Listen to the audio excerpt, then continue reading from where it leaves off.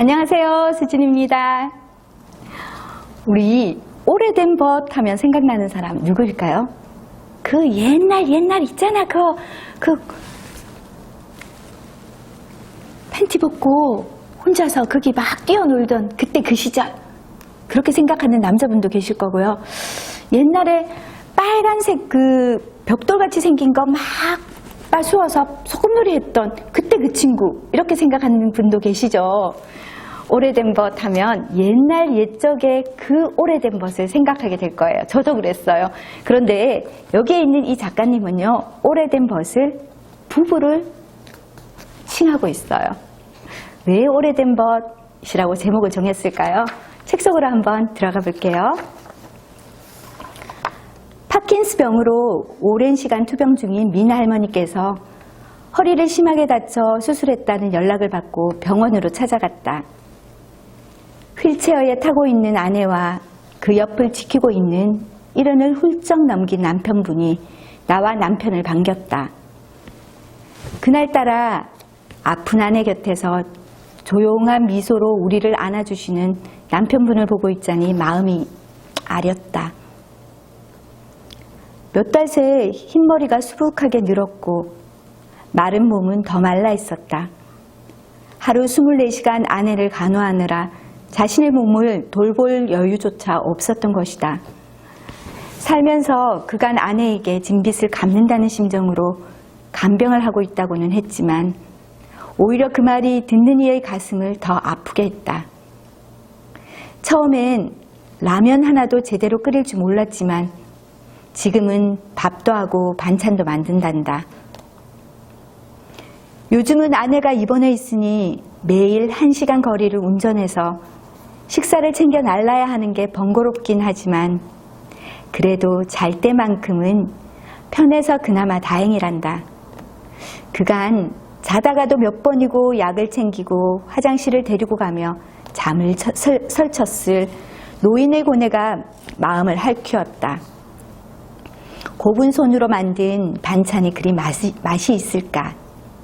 그래도 하루 3끼 기진맥진해 가면서 챙겨야 한다. 아픈 아내도 힘들긴 마찬가지다. 여자라는 자존심은 이미 내려놓은 지 오래다. 화장실 가는 것도 도움을 받아야 하고 씻는 것에서부터 먹는 것까지 남편의 도움 없이는 아무것도 할 수 없다.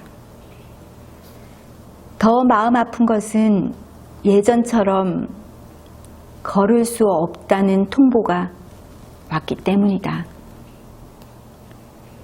그래도 희망을 포기할 수 없는, 부지런히 치료를 받고 운동을 하면 좋아지리라는 희망을 품고 오늘을 또 살아나갈 수밖에 없다. 병실 사이로 비치는 햇살은 누구에게나 따뜻하다. 희망을 버리지 않으면 희망은 절대 사라지지 않는다고 믿고 싶다. 그분들을 만나고 돌아오는 길에 생각이 참 복잡했다. 먹먹한 마음이었지만 그래도 부부가 함께 병을 이겨내고자 애쓰고 있다는 사실에 마음이 따뜻해졌다. 간호사 출신 수 할머니는 이 모든 일을 받아들이는데 그리 힘들지 않으셨다고 했다. 한평생 함께하기로 약속한 오래된 벗이라서 그렇단다. 80을 넘기고 여자 화장실 앞에서 아내 가방을 들고 서 계시는 할아버지도 아내를 위해 평생 공부를 할 수 있어서 괜찮다고 말씀하신다. 그러면서 공부한 해박한 지식을 사람들에게 공유해 주셨다. 젊은이들에게 보이는 뜨거운 사랑은 아니지만 앞으로 남은 여생 우리 둘뿐이기에 더욱 안간힘을 쓰고 무거운 몸을 일으켜 아내와 남편 곁을 지켜주시는 배우자분이 존경스럽기만 하다. 그 마음이 길가에 핀 그 어느 꽃보다도 아름다웠다.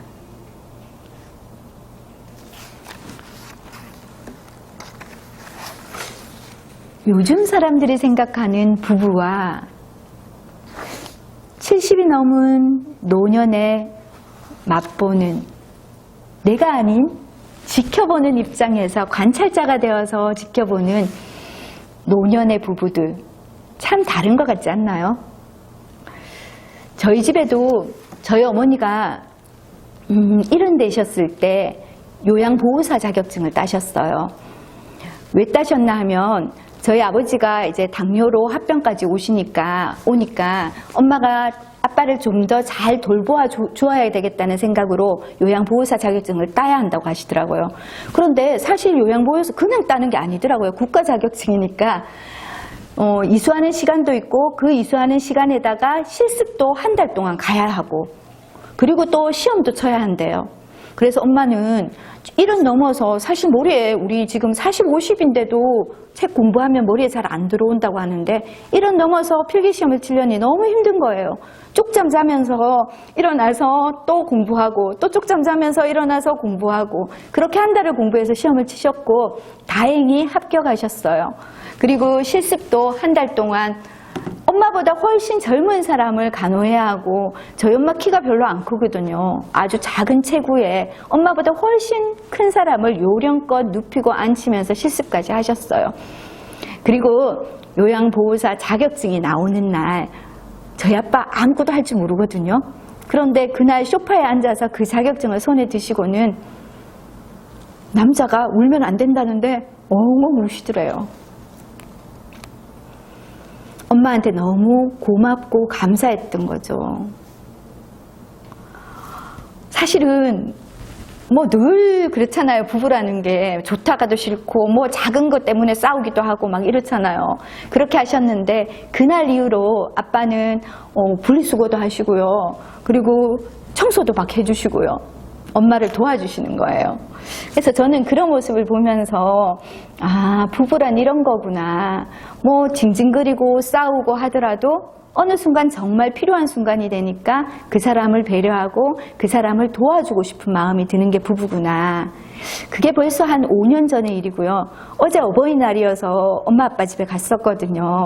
지금도 이제 아빠가 뭐 밖으로 봐서는 뭐 괜찮잖아요. 그죠? 우리말로 멀쩡하잖아요. 밖으로 봐서는 표시가 안 나요. 그런데 이제 합병이 많이 오니까 힘들어 하시니까 엄마가 아빠의 수족이 되어서 늘 따라다니시는 거예요. 작은 체구의 아빠를 늘 따라다니니까 사실은 남자 3분에 여자 1명 늘 따라다니는 거 쉽지 않아요. 남자분도 조금 불편하실 수도 있을 수도 있고요. 그죠? 그런데 이렇게 늘 아빠와 함께 하면서 아빠를 챙겨주는 모습을 보면서 여기에 계신 이분들 할머니와 할아버지와 바뀐 관계기는 하지만 아, 저렇게 사는 게 부부구나. 부부는 저렇게 살아야 하는구나. 그래서 우리 신랑이 저한테 뭐라고 하는, 야, 김수진, 너도 그렇게 해줄 거지? 그래요. 그러면 나는, 아니, 나는 오정택 아니고 나는 김수진. 나는 김수진이니까 난 내 마음대로 살 거야. 나한테 기대하지 마라고 말은 했지만 그 피가 어디 가나요? 그죠?